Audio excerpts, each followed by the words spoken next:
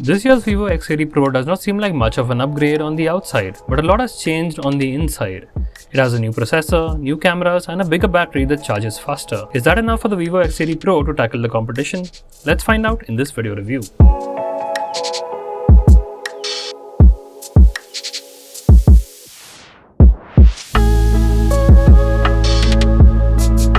Vivo X80 Pro, just like the X70 Pro Plus, is available in a single configuration and is also priced similarly. It comes with 12GB of RAM and 256GB of storage that is priced at Rs 79,999 in India. The Vivo X80 Pro is only available in Cosmic Black in India, and this color has a slight sparkle in its finish when exposed to bright light, but otherwise appears matte black. Fluorite AG glass on the back and short sensation up scratch protective glass over the display have curved sides which meet the aluminum alloy frame, which also has a matte finish. While these matte surfaces are excellent when it comes to rejecting fingerprints and smudges, they also make the Vivo X80 Pro very slippery. Thankfully, Vivo has included a premium faux leather case in the box which offers good grip. Overall, the Vivo X80 Pro looks very similar to the older X70 Pro Plus. It's only the back of the phone where one will notice a large new window for the cameras, which looks very similar to the one on the iQOO 9 Pro.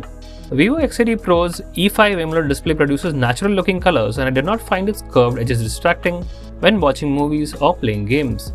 This is the first smartphone display we've come across that uses the latest LTPO 3.0 technology, which promises even better power efficiency. It has a maximum refresh rate of 120Hz and a minimum refresh rate of 1Hz.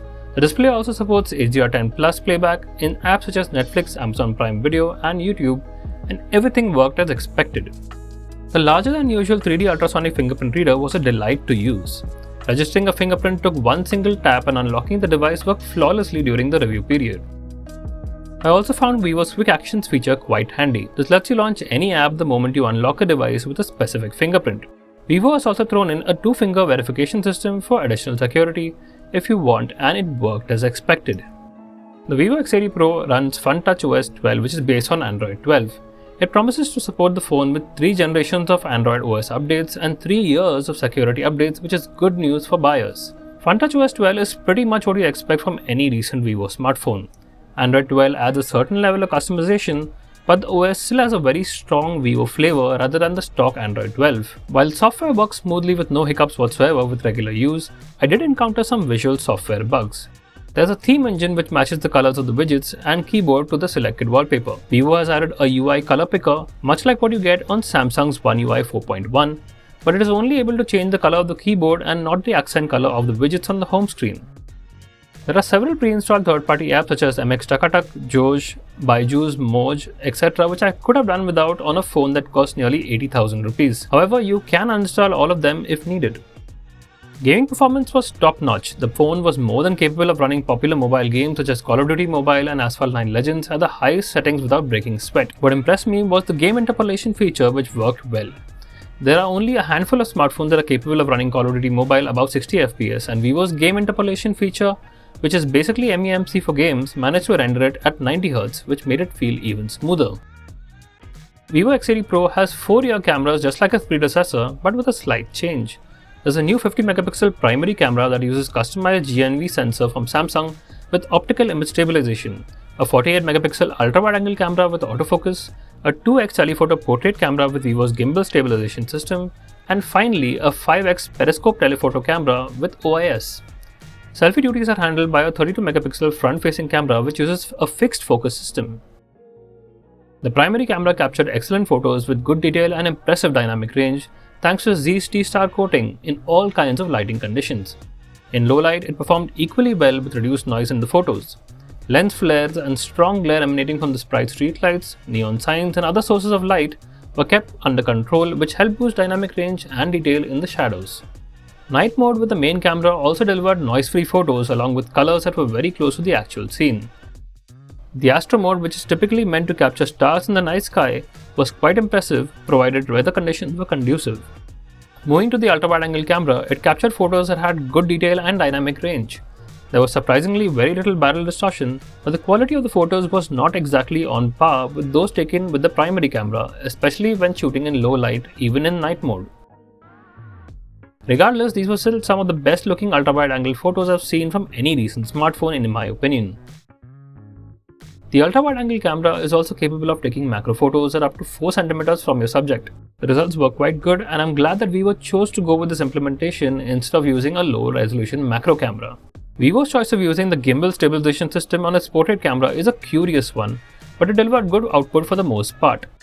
In daylight, the results from this camera were excellent, with impressive edge detection along with good sharpness and detail. Colors were a bit saturated in the auto mode, but switching to any of the Zeiss style or the natural style filters resulted in more true-to-life colors. In low light, the results were still quite good, but the details were a bit soft. I expected photos to appear equally sharp in low light given the stabilization system in place, but that really wasn't the case. The selfie camera captured sharp photos with good detail in daylight. The edge detection in the portrait mode was spot on, and so was the dynamic range, with the subject in the background exposed correctly. Low light performance was equally good, and the images looked sharp and colors were well rendered. The Vivo X80 Pro can shoot up to 8K videos at 30 fps, which looked crisp, with excellent detail and dynamic range. However, footage lacked stabilization, so motion was a bit jerky. Videos recorded in daylight at 1080p and 4K had good detail, contrast and stabilization, especially at 30 fps. 4K footage looked the best as it packed enough detail and also looked quite sharp. In low light, detail was a bit low, but noise was under control provided the scene was sufficiently lit. I did not like the AI enhanced video as it lacked stabilization and did not have a steady bitrate. The Vivo X80 Pro features a 4700 mAh battery, which is an upgrade over the 4500 mAh unit on the previous model.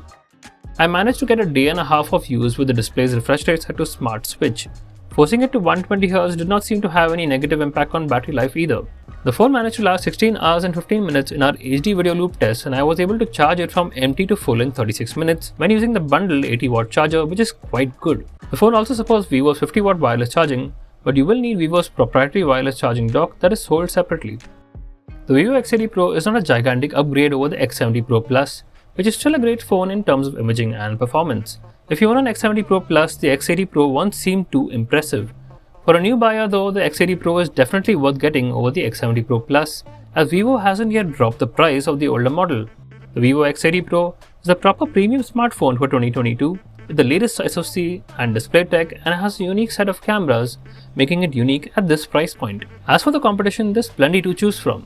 The Samsung Galaxy S22 Plus is a solid contender and is packed to the brim with premium features, but it lacks the flexibility of the X80 Pro's cameras and is also priced higher, starting at Rs 84,999. Samsung Galaxy S21 Ultra might be a year old, but can be found for around Rs 76,000 online and offers crazy zoom capability and good battery life along with all the features you would expect from a premium flagship.